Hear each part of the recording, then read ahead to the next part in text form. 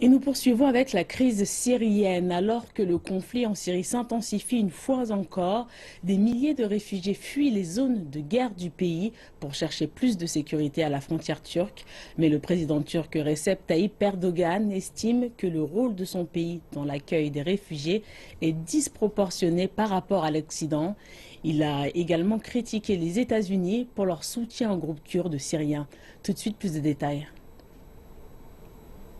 Cette question devient véritablement un point crucial des relations entre la Turquie et les États-Unis, qui a critiqué l'Union européenne de ne pas faire assez. Le président turc indique que Washington est responsable de la mer de sang en Syrie et pour son ignorance à l'égard des autres groupes terroristes opérant en Syrie, autres que le groupe État islamique. Washington a longtemps soutenu le PYD, un groupe militant syrien kurde. Mais les combats menés contre Daesh ont connu des résultats fructueux, en particulier dans le nord du pays.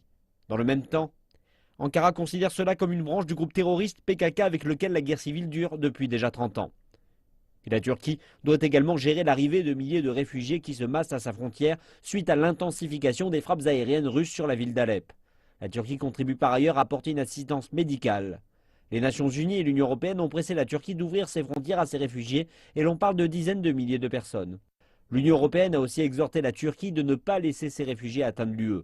Situation complexe pour la Turquie qui a déjà accueilli 2,5 millions de réfugiés syriens pour un coût de 10 milliards de dollars et qui critique l'Union européenne de ne pas en faire suffisamment. Jusqu'à présent, nous avons reçu 3 millions d'Irakiens et de Syriens.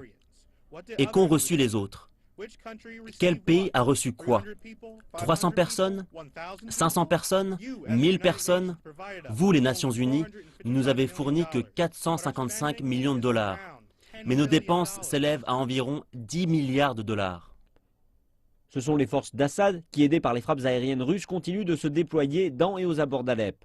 Beaucoup disent que ce n'est qu'une question de temps pour que la Turquie ouvre ses portes.